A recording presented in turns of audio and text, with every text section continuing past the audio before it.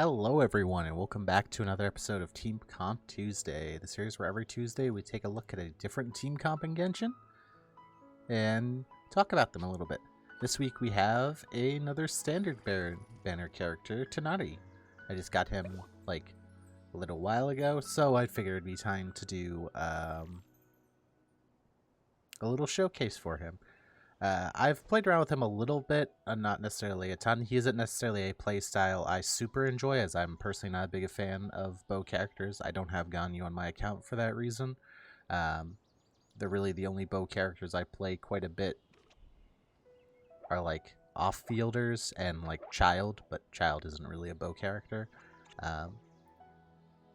But he's not bad, and he's not unfun to play. He definitely is. Like, his skills, his particles are rather satisfying. As he is a standard banner character, he is a character you will eventually get at some point, so you might want to invest something into him just to have him around in case you want to play him at some point. Full disclosure, my Tighnari is not as well built as some of my other characters shown off in this series, so part of the performance issues that will be shown, if any, will be in part due to that. Mainly his talent levels are lower. Normally I get level 8 on a lot of my characters, and he is at all 6s since I don't really want to spend weekly mats on a character I'm not going to play that much. But you definitely can get good performance out of him, and I think this team is still relatively strong. Also, I do not have some of the other pieces you may want for Tighnari. Miko is actually quite good with Tighnari since she requires quite a bit of field time, and Tighnari has some downtime that she can use to soak up some of that field time to redrop her turrets and burst and stuff like that. So I definitely think Miko would be a good addition to this team, but as I don't have her, I kind of crafted the best team I could with the units I have available, and I still think we came to a pretty decent team. But let's get to it. Alright, let's do a quick demonstration real quick of Tighnari's mechanics, just so you know what they are. Essentially, whenever you charge shot with Tighnari, he has 2 levels of charge shot similar to Ganyu. And when you have the second level, you get these extra dendro procs that come off him, off each shots. So essentially, you're going to be building around using his charge attack at this level to get the bonus damage and trigger some spread. His E skill, which chucks this little thing on the ground, not really worry about what it does. It taunts, so it actually means enemies will not hit you, but what it does do is it lets you charge your second shot a lot quicker. See how that's charging up borderline instantly? So that is basically his main mechanic, is he's a charge attack based character that gets bonus damage for charge attacking, and using the E essentially gives you 3 quick charge attacks. So ideally, if you're in a team, you want to be swapping around to him every like 12 seconds to use those 3 shots, maybe 1 more for timing, and then use your burst, which is just a damage ability. He is also primarily single target. That is something to keep an eye on, but that's about all for what his character like actually does.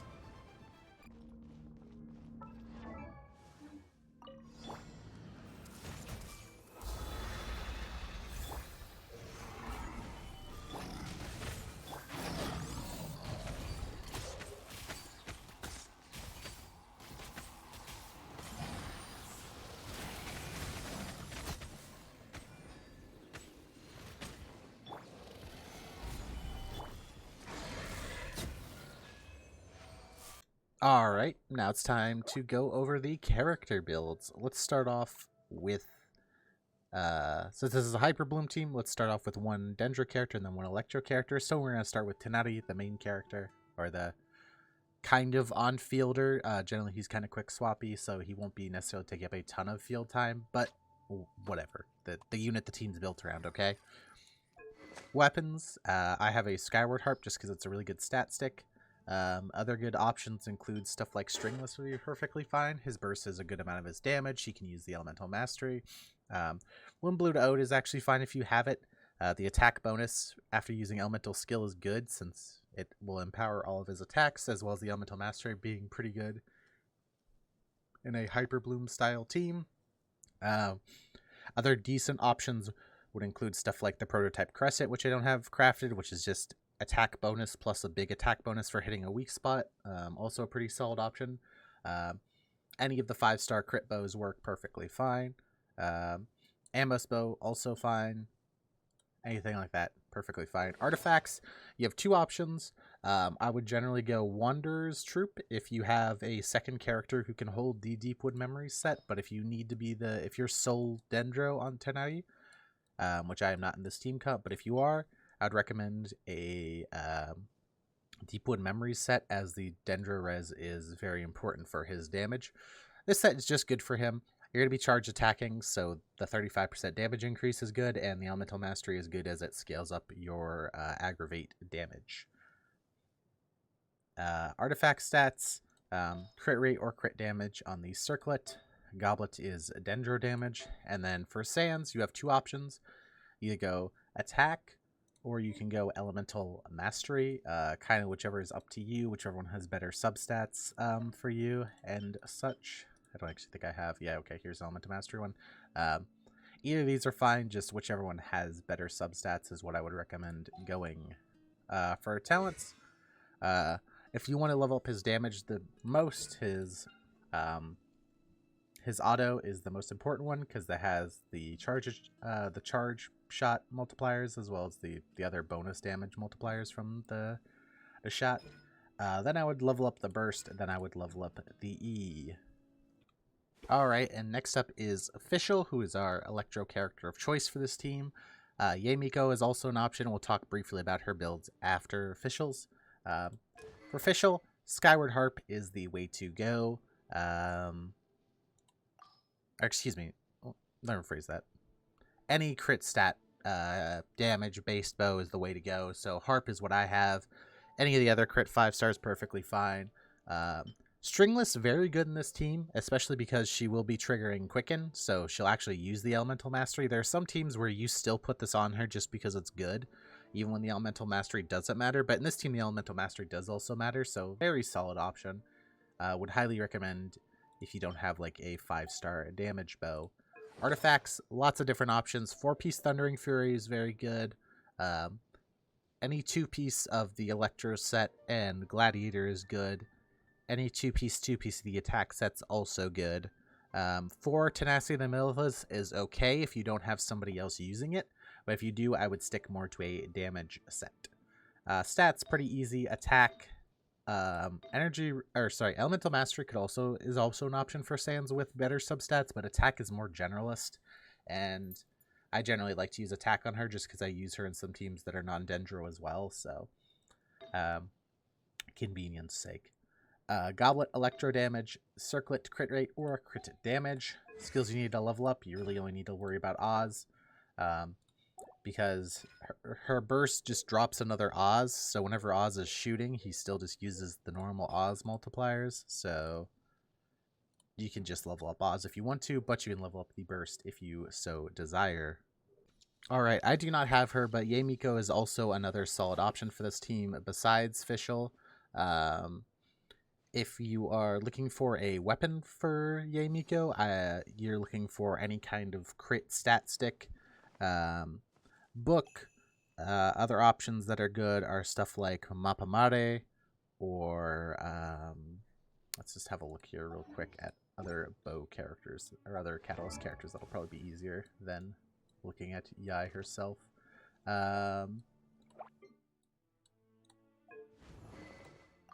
Yeah, so any stat stick, stuff like Scoured Atlas, perfectly fine. Sac Frags, kind of okay. Mapamare, probably what you're going to end up using, as it's just a pretty solid option. The Witstith, especially with High Refined, is an insanely good catalyst. So if you want to use that, be my guest. That's also a fine option. Not really a Thrilling Tales holder. You don't really want her on Thrilling Tales because you don't necessarily, like, have anyone you want to transfer the buff to. She's going to be doing a significant portion of the damage. For artifacts for her, you want to go Emblem of Severed Fate, just because she does have a 90 cost burst, so definitely roll with that. Electro Goblet, Hat or Circlet is either crit rate or crit damage, And Sans, you might want to go Energy Recharge. Again, that 90 cost burst, and in a solo Electro team, it is going to hurt her personal damage a bit, but she does, again, have one of the most expensive bursts in the game at that 90 energy, so being able to get it without a lot of energy recharge is going to be a little rough, so I would maybe consider the energy recharge Sans. And for skills, you want to level up her E and her burst about the same amount, and you do not really need to touch her normal attack.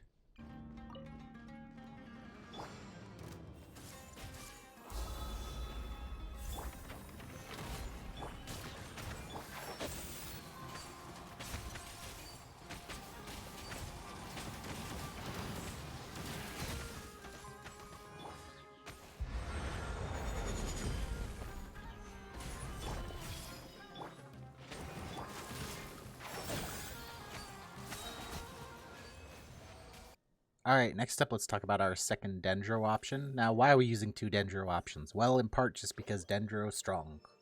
Because Dendro's strong, we want more Dendro. Dendro good. But also just because the Dendro resonance is a little bit better than the Electro one. If you are using Yae Miko, you could drop second Dendro and go official Yae Miko with Tighnari. That's also a very solid option. Especially if you need Nahida for another team. In that case, you want to put Tighnari back on a Deepwood set. But as I don't have Yae, I am using a Nahida. For Nahida, as always, weapon is a sack frags. EM is good for her. You don't really care about the passive here, but just has high EM, and she really wants EM. Her signature weapon is perfectly fine if you have it. Favonius, also a solid option if people in the team need energy. Kind of slept on. Don't be afraid to use this. Could even use this, something like the Witstiff if you really wanted to, but I would generally stick to either Sack Frags or Favonius for the most part. Artifact set, she will be our Deepwoods holder, as Tighnari is on a DPS set. For stats, you have 2 options. You either build her full EM style or damage. So I have her on an Elemental Mastery Sands, Elemental Mastery Goblet, and then a crit rate circlet. There's a specific number you care about generally in her teams. So the way she works is that, so each point of her Elemental Mastery beyond 200 will grant a damage bonus. However, it does max out at a certain point. Or, excuse me, this is not the right one. Yeah, this is the right one you care about. So people in her dome get 25% of the party member with the highest elemental mastery. What this basically means, at a cap of 250. So what this basically means is that whenever you're using Nahida, you want a character with about 1,000 elemental mastery in the team, or close to it.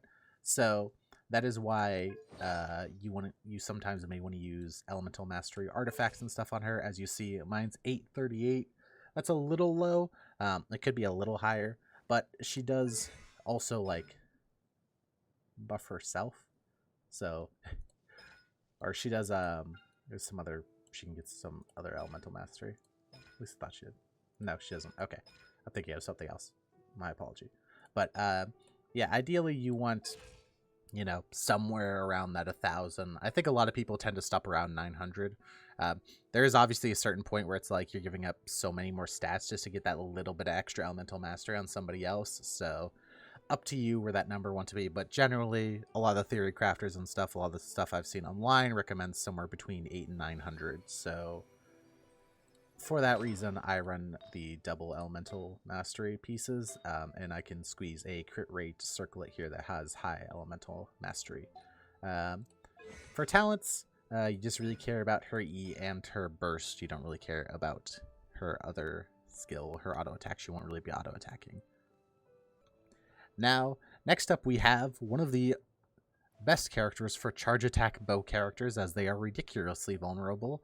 And do not want to get interrupted while they're charging their charge shots. Zhongli. This is, again, one of those weird teams where Zhongli is actually legitimately, like, a good DPS increase, good option for the team, whereas normally he's more of a comfort pick. But in this kind of team, he's actually very solid because it lets you sit there and charge attack and just let the shield get domed on. Weapons, Favlance. I've been liking Favlance a lot more recently. I use him in teams like my Zhao team where the energy is important. In this team, the energy isn't as important, so you could swing away with the other option, which is the Black Tassel, just for an even fatter shield. But if I can swing it, I like to use the Favonius Lance just to help out everybody's energy a little bit. Artifacts, this is why we don't have Fischl on Tenacity in the middle with A, because we want her to do as much damage as humanly possible, but B, because Zhongli can just carry it for us. Very standard setup. HP on Circlet, or sorry, HP Sands, HP Goblet, and HP Circlet. If you are using Favonius Lance and you don't have good substats, like to get, somewhere around that 30% crit rate, I would maybe consider a crit rate helmet. Up to you. For talents, you really only care about the shield. It's really the only thing you're going to be using. You can actually use the Rock in this team just because you're going to have some downtime anyway. And while normally it's a DPS decrease, when you're not going to be doing anything else, it's not really that a decrease even. So you could level up the Rock if you wanted to. You can definitely use the Rock in this team comp. Alright, it's time for the rough rotation showcase. But before that, let's do some quick... Something I want to start doing is actually kind of showing off why I'm doing the rotation I'm doing. So we're going to take a quick look at some of our skills and buffs we need to keep up and see what the duration is. So the duration on her Dome is 15. The duration on her E is 25. So we want to lead with the E, it looks like, and then go into her burst. Zhongli's shield is 20 seconds, so we could honestly start with the shield if we wanted to, and then go into Nahida. And then we have Oz, who lasts 10 seconds, plus we are C6, so 2 extra, so 12. So we want to use his official skills last before going to Tighnari. So that's why we are basically going to be sequencing in this order. We are going to be starting with the Zhongli pillar, then Nahida E, burst, drop Oz, drop Tighnari E,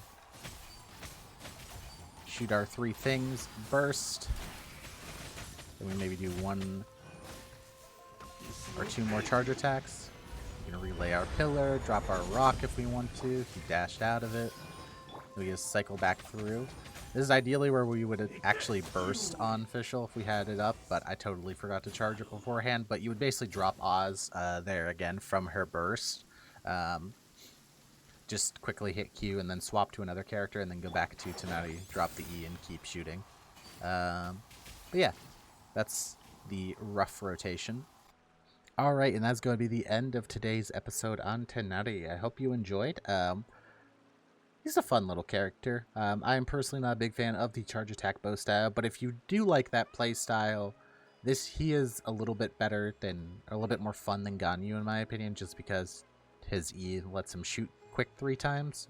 It means you don't have to sit around charging as much, but he is more of a quick swappy play style instead of a sit on him kind of play style. So whether that's your thing or not, you'll probably get him off the standard banner eventually. So you might as well know how to build him just in case you want to use him for some fun reason, But I'll thank you for coming out.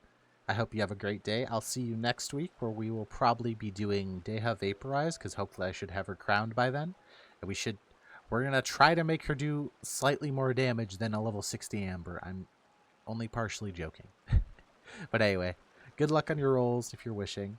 Have a nice week.